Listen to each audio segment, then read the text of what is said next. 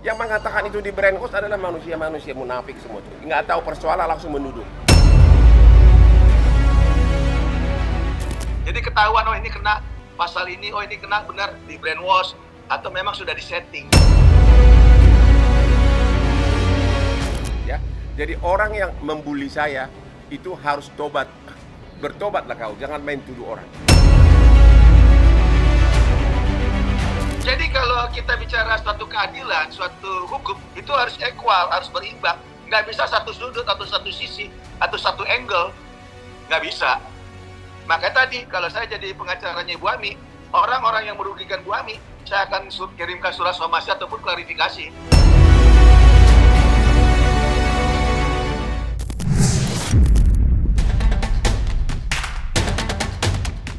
Kasus perebutan anak antara Eden Wong dan Emi BMJ yang terjadi di salah satu rumah sakit di Jakarta beberapa waktu lalu sampai kini masih menyita perhatian publik. Dan siapa sangka, konflik rumah tangga warga negara asing asal Korea Selatan itu makin ramai saja usai pengacara kondang Hotman Paris secara terbuka mengungkapkan jika dirinya telah resmi ditunjuk sebagai kuasa hukum oleh Eden Wong. Alhasil, Hotman Paris mendapat banyak kritik dari netizen. Tidak hanya dengan netizen, Hotman juga terlibat perang kata-kata dengan sejumlah advokat mengenai kisruh perebutan anak. Dan berikut tanggapan Hotman atas konflik perebutan anak tersebut. Jadi orang yang membuli saya itu harus tobat. Bertobatlah kau, jangan main tuduh orang. Jauh sesudah anaknya dibawa bapaknya tinggal sama bapaknya, jauh sesudah itu baru saya diminta kemudian karena ada kasus KDRT dilaporkan istrinya, begitu loh. Makanya terkait masalah itu, Ibu Ami bisa minta klarifikasi sama penyelenggara podcast tersebut dengan membuat klarifikasi keberatan anak tersebut diundang di podcast orang tersebut, gitu loh. Harus itu, wajib. Podcast siapa itu? Karena apa? Kita tahu secara fakta, secara undang-undang, anak-anak itu tidak bisa ditampilkan secara vulgar. Gini aja deh, tanya sama itu cewek, bisa nggak dia mengatakan bahwa anaknya tidak benar? Coba, itu that's the key, itu kunci dari kasus ini. Benar nggak itu Ami, apakah dia mengakui atau membantah anak itu hampir, dan karena apa? Coba dijawab jujur. Jadi kalau kita bicara suatu keadilan, suatu hukum, itu harus equal, harus berimbang. Nggak bisa satu sudut atau satu sisi atau satu angle, nggak bisa. Makanya tadi kalau saya jadi pengacaranya Ibu Ami, orang-orang yang merugikan Bu Ami, saya akan kirimkan surat somasi ataupun klarifikasi. Tapi kembali lagi, kalau saya ditunjuk jadi kuasa hukum Ami Wong, pihak-pihak yang merugikan Ami Wong, saya akan kejar. Tapi kalau sekiranya benar mabok, sekiranya apa jawaban kalian? Sekiranya benar, apa jawaban kalian? Apakah saya yakin kalau kalian semua waras termasuk wartawan, kalau sekiranya dia pasti akan kalian bilang, aduh kenapa bapaknya terlambat menyelamatkan? Kalau kau punya otak pasti ngomong gitu. Tapi sekarang semua kalian sok munafik. Oh itu kasihan ibunya dipisahkan. Dia dulu alasannya. Karena kenapa? Kita tahu sendiri, anak di bawah umur 16 tahun sebelum adanya putusan undang-undang dari pihak pengadilan, undang-undang menyarankan adalah di tangan si ibu, gitu loh. Itu intinya. Tergantung apakah ada alasan yang sah bagi seorang bapak untuk melakukan itu. Anda nggak boleh kalau misalnya benar bahwa kalau dibiarkan malah bahaya, misalnya putri sampai, makanya tergantung alasannya. Makanya nanti pengadilan Singapura yang memutuskan itu. Karena mereka kawin di Singapura. Jadi kalian jangan menjudge dulu sebelum tahu fakta sebenarnya. Jangan mempelintir-pelintir kata, itu ngawur. Saya sepakat dengan para netizen. Karena saya tahu netizen itu punya pandangan yang memang tidak ada didapat dari orang lain. Gitu loh. Nah, kalau dari saya sebagai orang hukum, dengan contoh, dengan dihadirkannya di podcast orang tadi yang kita sebut, itu aja kan sudah ada settingan namanya. Dengan dia datang ke podcast atau dia bersuara aja, itu kan sudah ada settingan namanya. Bagaimana kita bisa bilang itu murni pendapat itu anak? Kan tidak.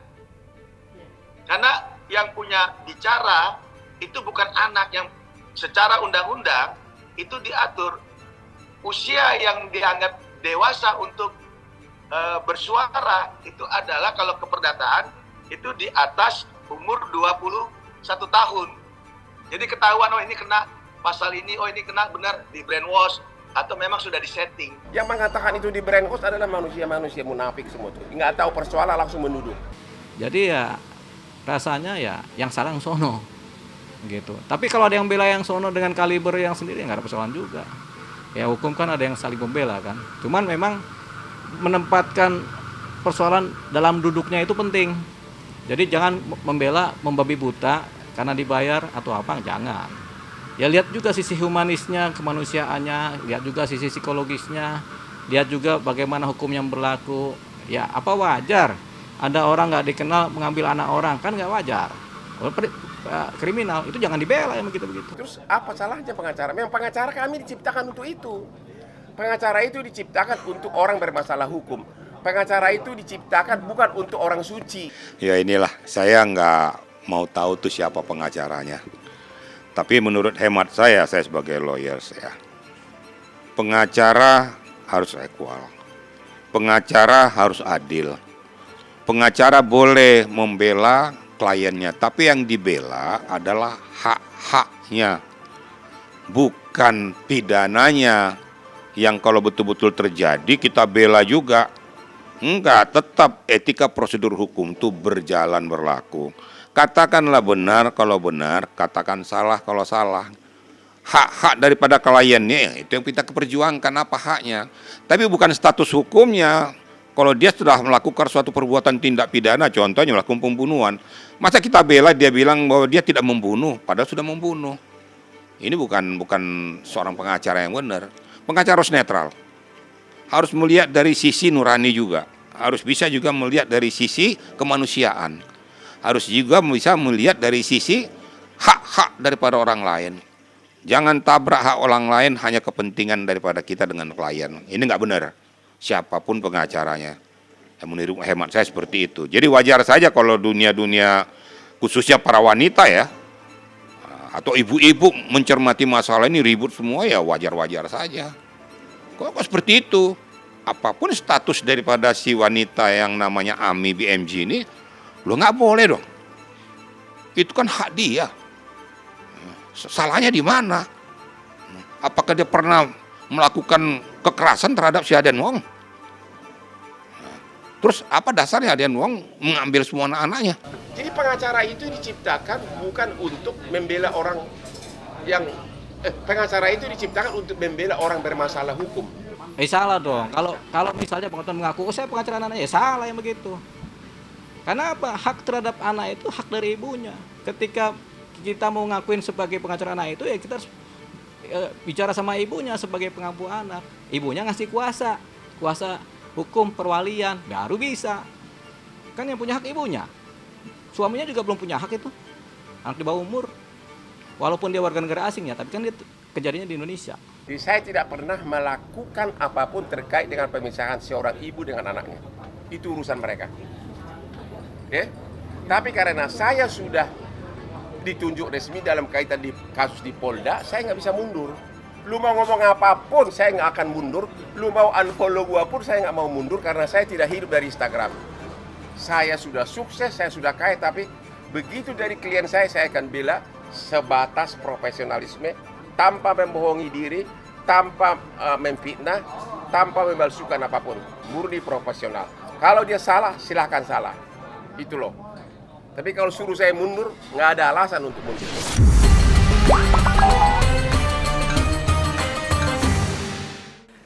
Selamat, mana kameranya?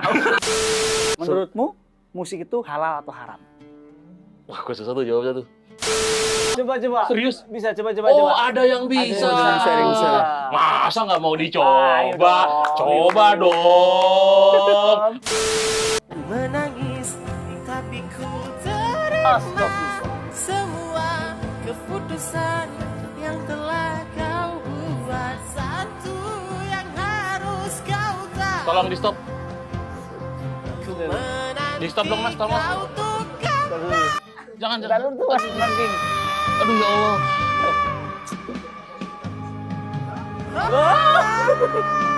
Mas tolong mas, stop mas.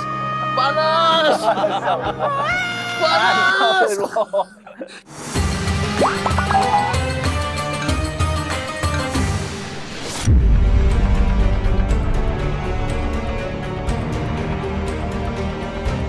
Sementara, pihak kepolisian dalam hal ini Polda Metro Jaya sampai kini belum melakukan pemanggilan baik pada Eden Wong maupun Tisha Erni sebagai terlapor.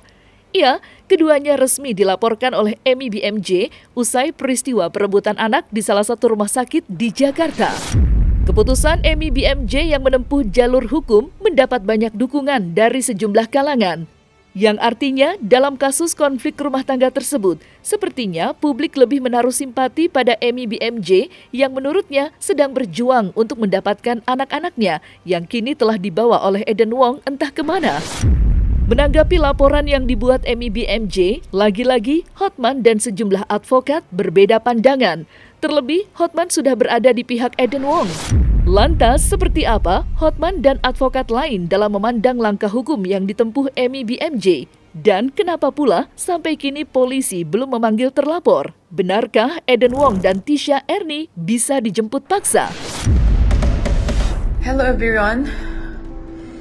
I'm looking for the help from Indonesia police, immigration, and also maybe the president of Jokowi, and also Singapore police and immigration, and Singapore minister. Please help me to locate my kids, especially for my 4-month-old baby. This week is the 8th week that the baby was taken from me. Ini sebenarnya bukan hal yang ruwet, bukan hal yang rumit. Karena kenapa?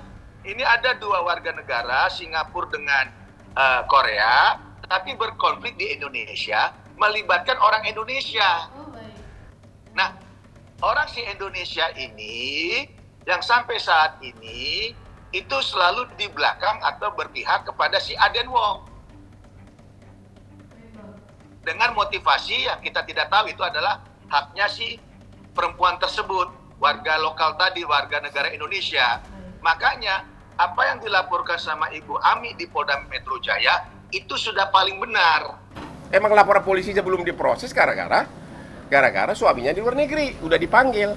Wajib polisi Indonesia, penyidik Indonesia, penegak hukum Indonesia memproses ini. Waktu kasus di Polda, KDRT katanya. Tapi KDRT tidak ada, dicek di Polda bukan KDRT fisik, KDRT psikis. Dan prosesnya pun belum berlanjut gara-gara suaminya di luar negeri. Jadi saya belum melakukan apapun. Bisa diduga adanya penculikan pada saat itu. Jadi TKP-nya di tempat itu.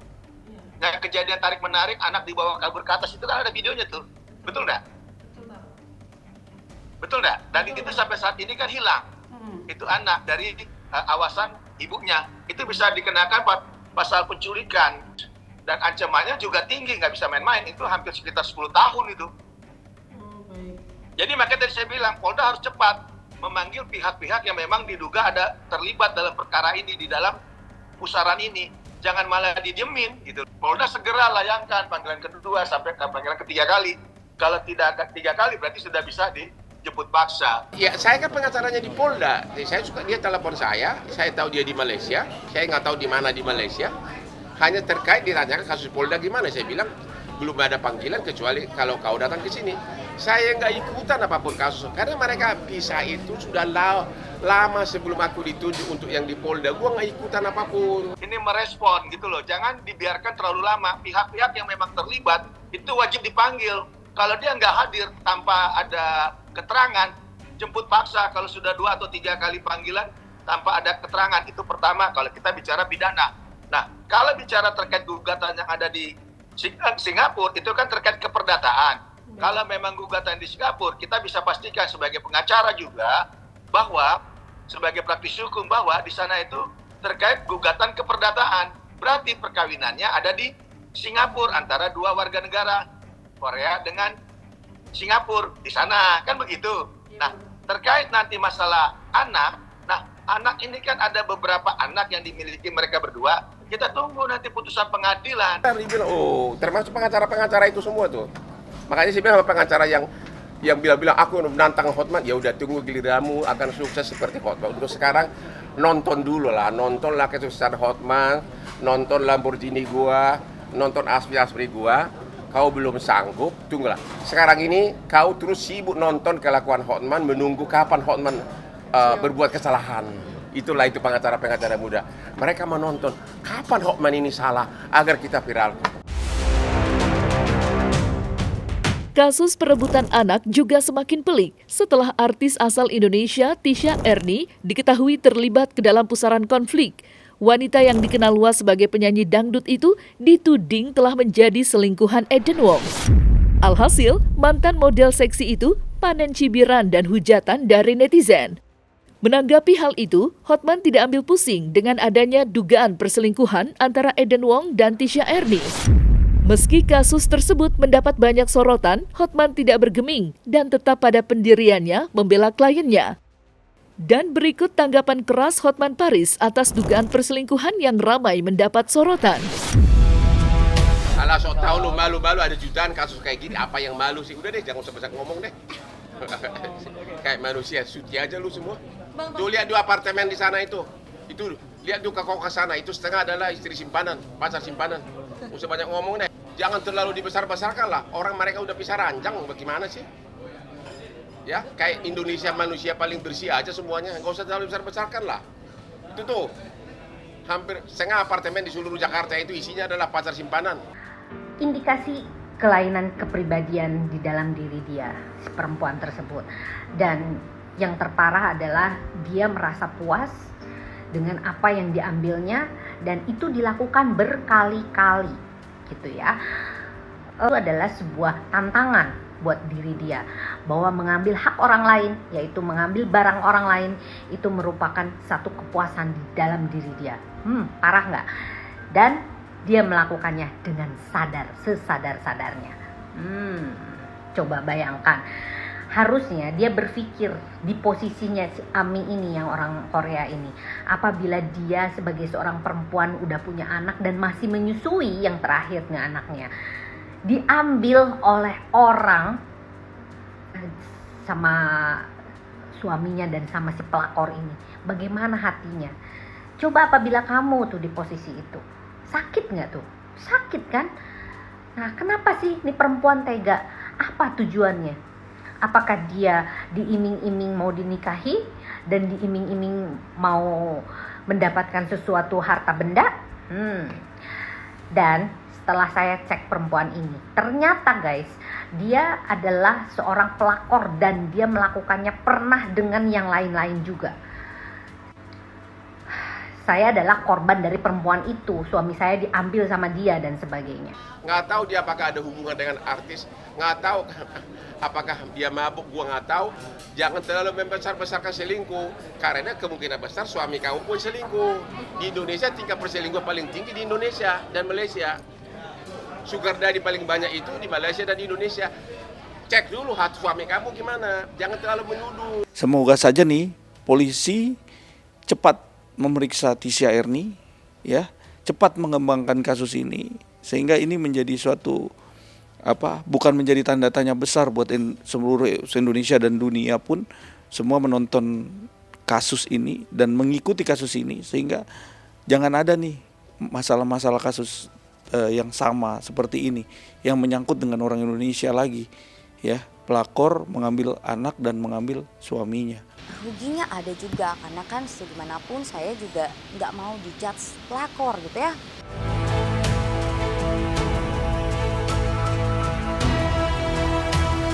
Nah, selesai sudah Cumi Lovers, saksikan terus Cumi Camp In-Depth, kabar lengkap, mendalam, dan akurat dari narasumber terpercaya. Dan jangan lupa untuk like, subscribe, dan juga share channel YouTube Cumi Cumi.